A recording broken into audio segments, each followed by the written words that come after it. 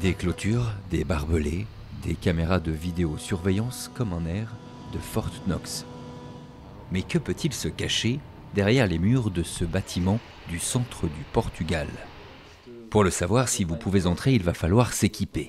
Ici, tous les visiteurs portent une blouse, se lavent les mains, se les désinfectent. Aucune contamination ne sera tolérée sur le plus important site de production de cannabis médical d'Europe. Dans cette serre, deux espèces différentes. Les sativas ont toujours un temps de floraison plus long que les indicas. Et c'est une plante qui va développer beaucoup plus en hauteur. Et les fleurs vont être plus espacées aussi sur les branches. Ici, les fleurs elles vont être vraiment en bloc, comme un cône de fleurs. Ici, ça va être juxtaposé sur la variété des plus grandes. Vladimir, ingénieur agronome français, est master grower. Dans les 4 hectares de serre de production, c'est lui qui est chargé d'assurer la qualité du produit. Rien n'est laissé au hasard, le taux d'humidité, la température entre 25 et 26 degrés ou l'éclairage de 12 heures, idéal pour le développement des fleurs. On a le soleil du Portugal, c'est notre priorité, et on a quelques lampes supplémentaires ici, c'est des LED, qui vont nous permettre de maintenir à peu près la même quantité de lumière entre l'hiver et l'été. Pourquoi? Parce que comme on produit un produit médicinal, on ne peut pas avoir de variation dans la consistance du produit final. On ne peut pas en été produire une plante qui va faire 25% de THC parce qu'il fait beau, et en hiver avoir une plante qui fait que 18% parce qu'il n'y a pas de soleil. Mais avant d'obtenir des plants matures, il faut des boutures, que des bouts de branches issus de plantes mères sélectionnées pour leur qualité génétique notamment développent leurs racines. Là aussi tout est contrôlé, un éclairage de 18 heures et un spectre lumineux plus bleuté qui rappelle le printemps, des conditions qui poussent la plante à se concentrer sur sa croissance plutôt que la création de fleurs. Vous pouvez voir les boutures. Elles sont plantées dans de la laine de roche. En moyenne, en fonction des variétés, cela met 14 jours pour créer des racines. Vous voyez ici les premières racines pour celles-là. Une fois le système racinaire développé, on retire les vieilles feuilles et rempote la plante. Peu importe la taille, si la plante est saine. Dans 7 jours, ces boutures seront déplacées. Elles passeront encore plusieurs semaines sous serre avant la récolte.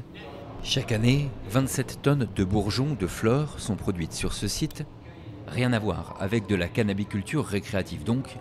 Ici, on parle pharmacologie, génétique et santé. L'entreprise canadienne utilise les cannabinoïdes, des substances chimiques créées naturellement par la plante, pour traiter des pathologies. Le but, isoler les nuances génétiques de chaque variété pour les attribuer à un effet médical désiré. Elle est bien fournie en trichome. Le trichome, c'est quoi? C'est la petite, ça fait comme une poudre blanche sur les fleurs.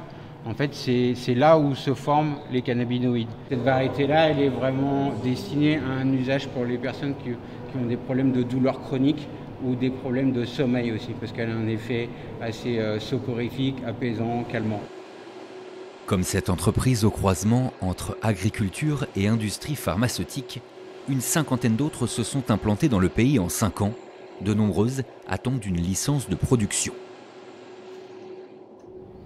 Le Portugal, plutôt reconnu pour sa politique permissive, mais contrôlée vis-à-vis de certaines substances, attire donc les investisseurs spécialisés. C'est aujourd'hui le 2e producteur mondial de cannabis médical derrière le Canada. Ce concurrent américain a investi près de 36 millions d'euros dans 2 sites près de Lisbonne. Il transforme du cannabis portugais ou importé grâce à du matériel de pointe. Plusieurs étapes sont nécessaires. Dans une étuve à vide, les terpènes, ces composants liquides aux effets thérapeutiques liés au goût, à l'odeur, sont extraits. Ici, des cannabinoïdes comme le THC, un principe actif de la plante.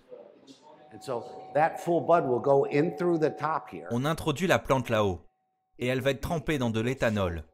Le tout passe dans un système circulaire de pompage et ça permet d'extraire un maximum des cannabinoïdes des plantes.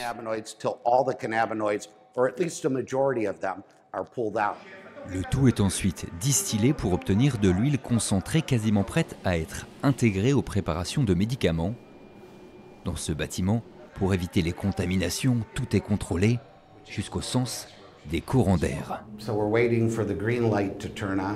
On doit attendre la lumière verte. Quand elle apparaît, c'est bon, la salle est pressurisée et le flux d'air vient vers nous.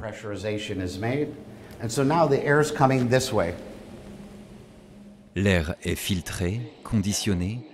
L'eau des préparations provient du réseau public. Elle est purifiée en plusieurs étapes. La première, retirer son calcium et le remplacer par du sodium. Mais ce n'est qu'un début. Accrochez-vous. L'eau publique contient du chlore pour limiter les bactéries. On doit retirer ce chlore ensuite. On doit ajuster le pH car ce devient trop acide. Dans cette machine se fait une osmose inverse puis une ionisation électronique pour qu'à la fin on obtienne une eau presque distillée. Des procédés très techniques.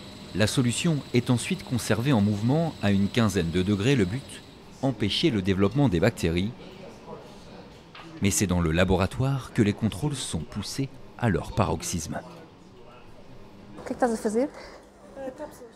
Ici, ils sont une dizaine de scientifiques chargés de contrôler la qualité de tout ce qui entre et sort du site. Leur quotidien, analyser des produits, préparer des solutions, déterminer la quantité de cannabinoïdes, des tâches précises, minutieuses. 2 semaines environ par échantillon pour une dizaine de tests physiques, chimiques, biologiques. On commence par enregistrer les échantillons. La traçabilité est très importante. Ensuite, on passe à la pesée. C'est très important aussi. Cela doit être très précis. Puis le calcul, la dissolution, la performance des tests. Par exemple, pour déterminer les cannabinoïdes, on le fait dans cette machine qui sépare les molécules. En fait, tout est important. Quant au développement de nouveaux produits, il peut prendre jusqu'à 1 an. Huile, fleurs, l'entreprise vend différents traitements en fonction des dosages, des pathologies, des usages ou des spécificités réglementaires de chacun des pays où les patients se fournissent en pharmacie contre prescription médicale. Il faut qu'on donne une forme du médicament qui est adaptée à la nécessité du patient. Donc, par exemple, une personne âgée a peut-être un plus de mal à doser goutte par goutte d'une solution orale, donc il va préférer une gélule, par exemple. Une personne qui a nécessité immédiate de calmer une douleur va prendre une inhalation.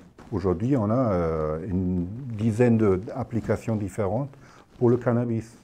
Et vous trouvez ça comment? C'est fabuleux, ça. Évidemment, mais c'est un gâchis de ne pas utiliser le cannabis pour les traitements médicinaux. C'est un produit naturel, donc il n'y a aucune synthèse là-dedans, aucune chimique. Des gélules pour stimuler l'appétit de patients cancéreux, des baumes en application locale contre le zona, des antidouleurs, des médicaments à destination d'une vingtaine de marchés dans le monde. Là, on a différents formats de produits pour le Royaume-Uni. Ici, pour l'Australie, des gouttes, des vaporisateurs et dans le fond, ça partira vers l'Allemagne et l'Italie aussi. Ça, c'est le coffre-fort narcotique. Des marchandises qu'il faut savoir protéger. Un badge bien précis vous permettra d'approcher. Seuls les membres d'une équipe de sécurité détiennent la clé pour entrer. Une entrée filmée. Chaque mouvement est décelé par des détecteurs, des mesures imposées par la législation européenne. Dans ces boîtes scellées, la matière première, le cannabis produit ou importé, ou ces huiles concentrées en attente de transformation.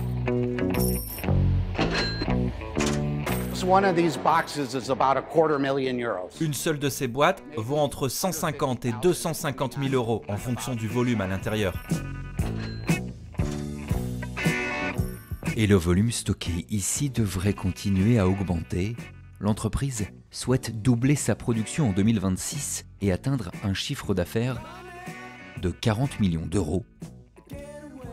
Le marché mondial du cannabis médical pèserait près de 40 milliards de dollars.